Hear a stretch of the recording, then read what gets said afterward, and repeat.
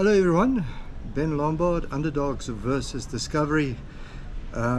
Today I'm sitting with Albert Oberholzer.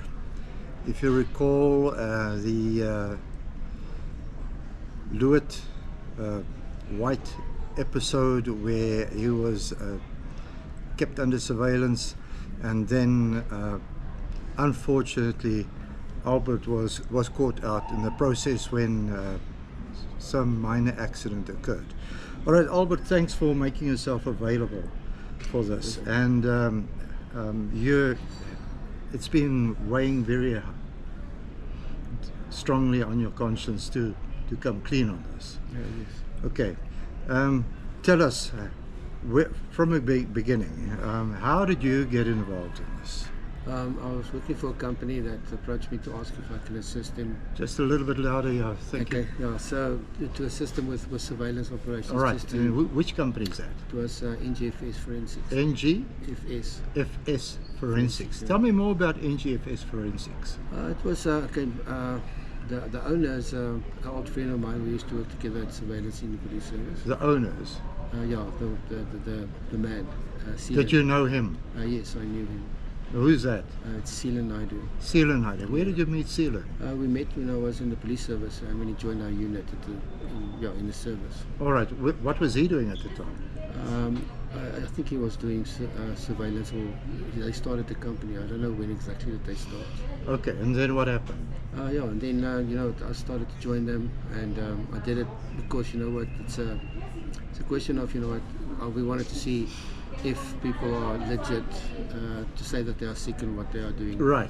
So it was a good thing. I'm a guy for righteousness. I know what I right. Want to do the right things. And and then now this episode with Mr Lodewyk as well. We worked there, and I think I saw Mr. Let's just go back. How many people have you kept under surveillance? You've been working for them for 2 years. Yeah, 2 years on and off, maybe about 10, 11. Okay, where does Seelan come to the picture? How did he get involved with Discovery? Well, from what you know? Yeah, what I know is he used to work for Discovery. He used to work for Discovery? Worked for and Discovery. Then? And then he left there. And under what circumstances did he leave? I really don't know. I just knew that he left there, and that there was a market outside of Discovery. And so basically doing the same what this SCFs do in Discovery, but on the outside. Okay. So he was working for Discovery, and then he started contracting. Yeah, that's correct. That. And that's where you became. Yeah, that's correct. Yeah. All right. So how many people have you kept under surveillance then? As I said, maybe about 10, 15 people. I can't remember. Okay. The moment I work and it's finished, then it's done. So how long would a project last? About 5 days. About 5 days. Yeah. Okay. Tell us more. What do you like to know? All right. In the case of which of the Lood was obviously one that you. Yeah, there was a couple. I really can't remember the names. Because as I said, when you finish with a guy, I should write it off and go to the next one. The Lood incident was basically my worst one that I can remember. And what I couldn't understand was why I was blown on the last day. And then after some investigation, or what I heard what was happening, is that there's other surveillance teams as well, companies working for Discovery. So my only conclusion was that they missed. So they had more than one team working? Yeah, but not in the same time. Same time, right. So they do like maybe, as I said, I do not know. Sometimes they'll use Sealant first, or the next one, or the next one. I do not know. And this company that you worked for, is it registered with PSIRA? Yeah, they are registered now at PSIRA. Yeah. Were they at the time? I don't know. I asked them about it, and they said they were going to deal with it, so I do not know. Are you sure that they're registered now? Yeah, they showed me the paperwork. How long ago was that? That was about 3 weeks ago. 3 weeks ago? Yeah, 4 weeks so it's ago. still relatively fresh? I do not know. Okay. And to what extent did you go with your surveillance?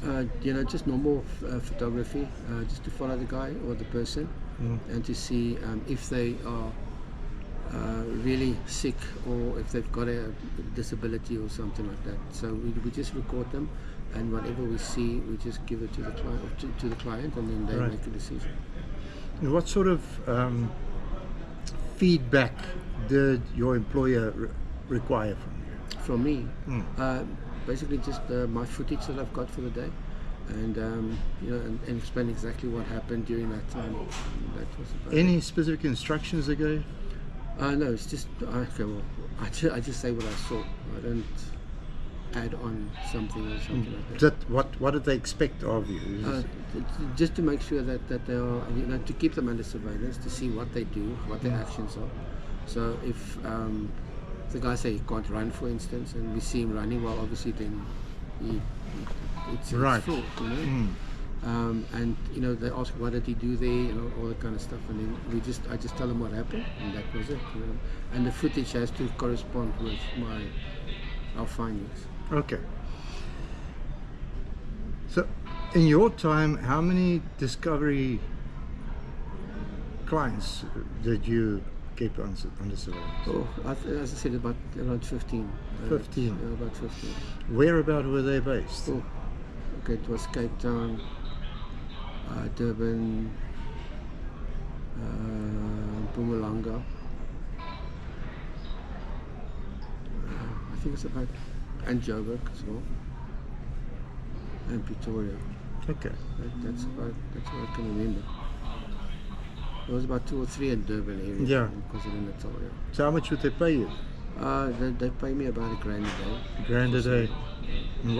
And expenses? Oh yeah, and expenses, obviously the Flying flights, and that's it. accommodation, and Accommodation. food and transport. Okay. And any other instructions that they gave? No, that was it. That was it. And the feedback, the other teams, how many other teams were doing the same thing? I really don't know. I know this. I know about one, and I found that out when that Mr Lodewyk incident happened. So they messed up. They did something. I do not know what they did, but they messed up. So basically now, the discovery member is now woken up. So that's why I say I only saw Mr Lodewyk once, and that was when they pulled me over. Okay. I didn't see him move during the whole week or anything. Mm. You know? So, that was a shock to me. I couldn't understand that. So that's why I knew someone must have woken me. What was your employer's reaction? Well, that was my last day that I worked for him. Really? Yeah, because I was supposed to fly that evening. So I went to the police station, and then from there on I went, and then they booked a place for me to sleep and a flight for the next day. And Have they spoken to you since? well, the next time they spoke to me was about 4 weeks ago. Yeah. When they needed some help with cases. Of course, And this incident with Lood, how long ago was that? Oh, that was in about, I think it was 2021, Yeah. just after COVID. So for 4 years they haven't used you. Yeah, nothing. Now they've called you again. Yeah, Have no, you they- started working for them again? Yes, I did. Okay. And the time that you were doing the work, they were not registered, you said. I assume they weren't registered because Because I you knew s- when I left they weren't registered. You actually asked him about it. I did. And what was the response They then? said they will look into it. That was it. So, from the latest that you know, they are now SIRA Yeah, registered. no, yeah, they said that they were. Okay. So And yeah. did you always work alone, or did you? We worked in a team, but I was mostly of the time I was working alone in my own car. We worked on a team about 2, 3 other cars. That you would Follow them, yeah. follow them to? Do you work as a team Yeah, we worked as a team. in relay? You carry on and Yeah, I'll follow him on this road, and then he turns off, then I'll go past him. The next one will take over. And, Okay. we'll how would you communicate with each other? with radio, 2 radios. Okay. All right. So, how do you feel now? Now that you know that?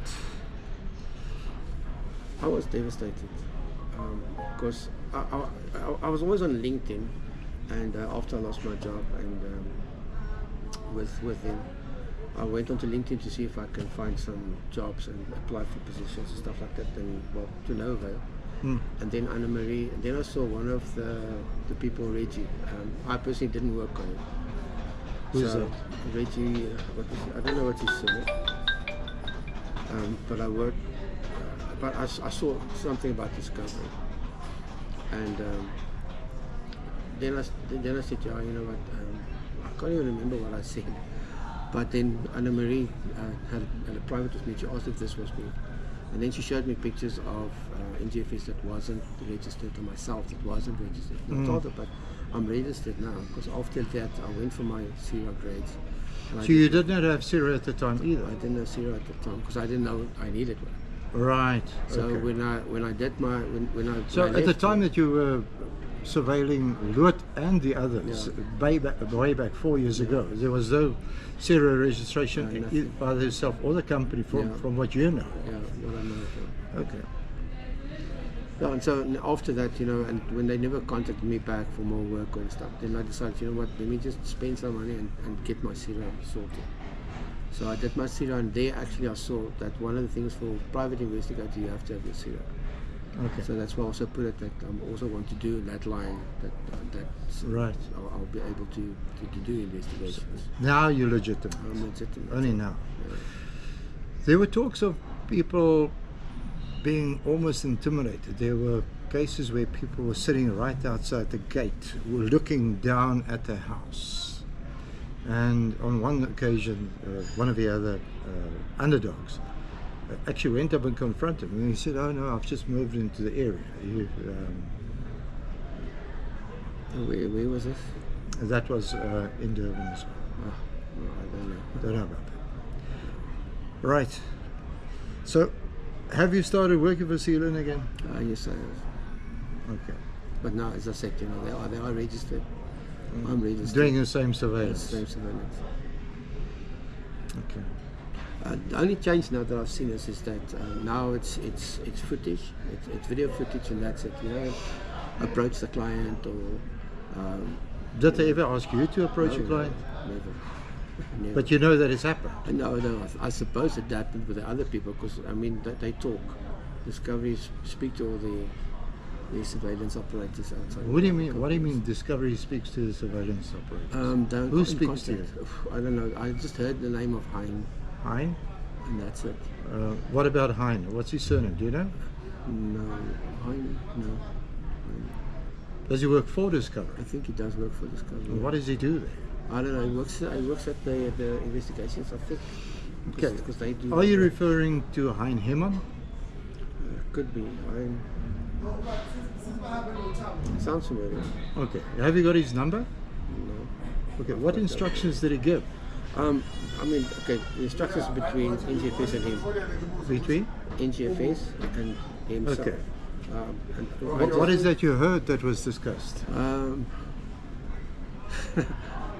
can't recall. It's just that this person, basically, all I know is what they relate to me inside the discuss. You tell me what to relate. Yeah. I'd like to hear a little bit more. You know, okay, I know it's hearsay, but I need to. It's an old thing of, you know, this guy says you can't do this and you can't do that. He can't run, for instance, or he can't walk, or he's always in bed or something like that. You know. And that we must see that if it is legit and he does not do what he says he cannot do. And that was it. That was my whole thing. So, how much work have you started doing for Sealand again? I think now it's only 2 weeks. 2 weeks now. Yeah. 2 weeks that you've been working from again. Yeah. And are the instructions the same, or is it? No, it's the same. I would just see when the guy leaves, and then we take him to wherever he goes, and then just keep him under surveillance to see what he does, and then we take footage of that, and then we put it onto the file, and then after the week is done, and then NGFS then send it to. So you say Sealand normally got direct instructions from a certain Hein. I don't know if it's directly, because he's the other partner. She's the one that deals with. Who's the partner? Odell Governor. Who's that? Odell. Odell Governor. That's Sealand's wife, I think. Wife. Yeah. They just work under different surnames. Yeah, no, it's just I don't know. All right. How do you feel working for them now again? I have to work for them. I don't have money. Okay, so it's a out of need. Yeah, it's out of need. Yeah. Okay. All right. The incident with Lood. What tell us about that? As I said, you know, the whole week, I think we saw him on a Sunday by chance, because I went to a spa close to where. What vehicle were you using? I can't remember. Car rental?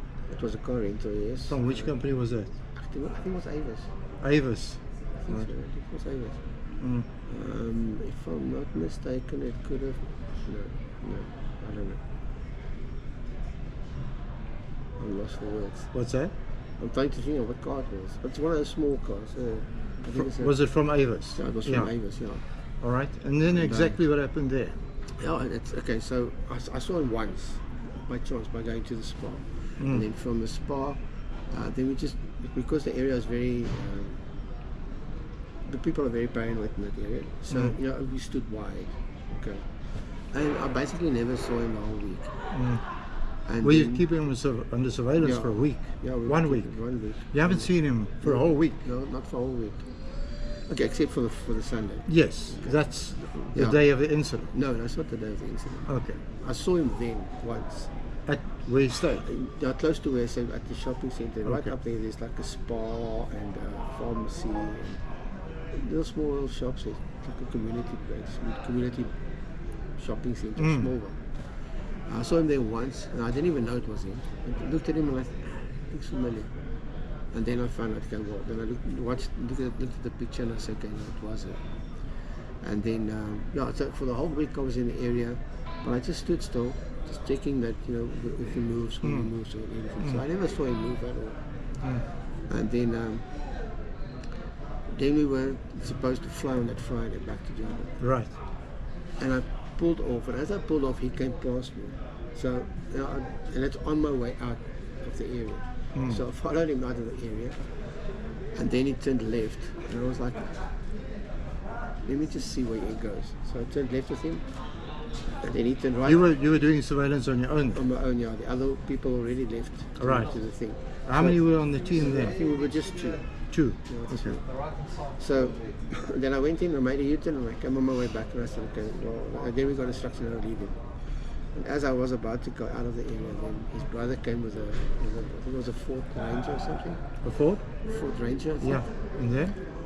And he came towards me, and I swerved out, and he came for me, and he bumped me on the left front of the vehicle.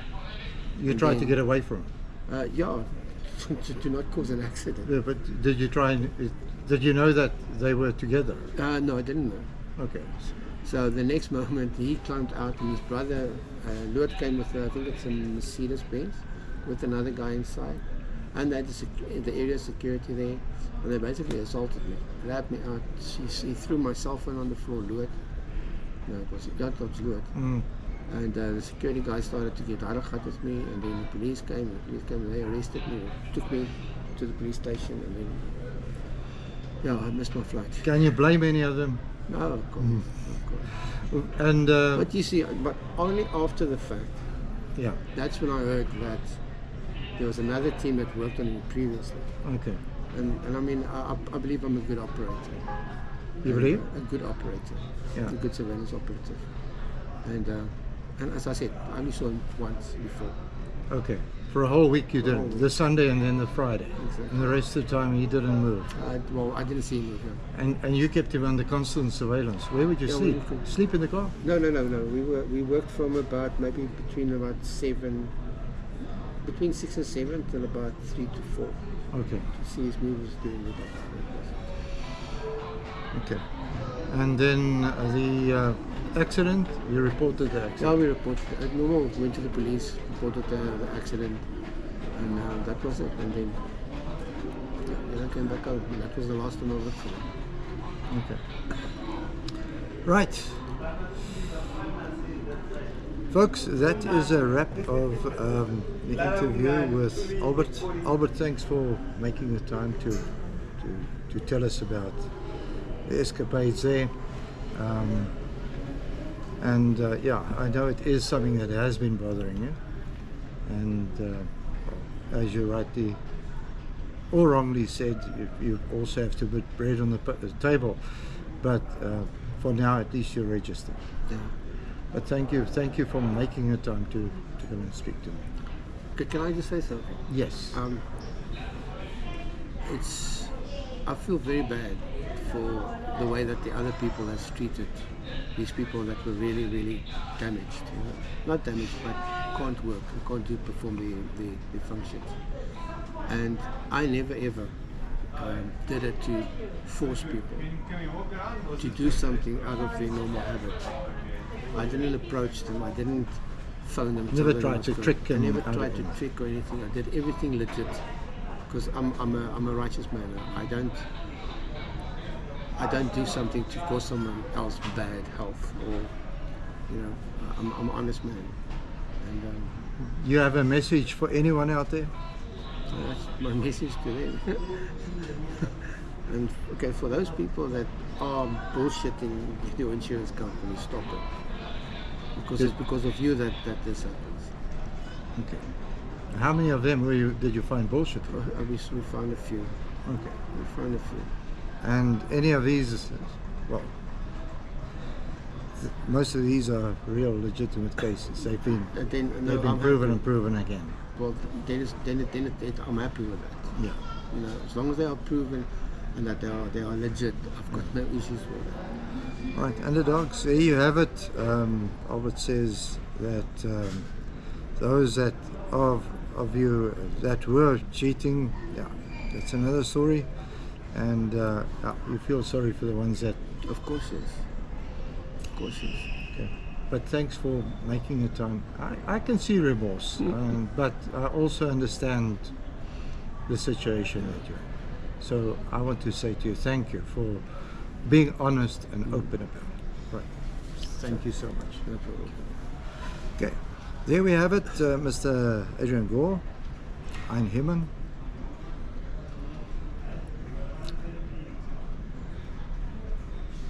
Anything, the silence is deafening. Let's leave it there for now.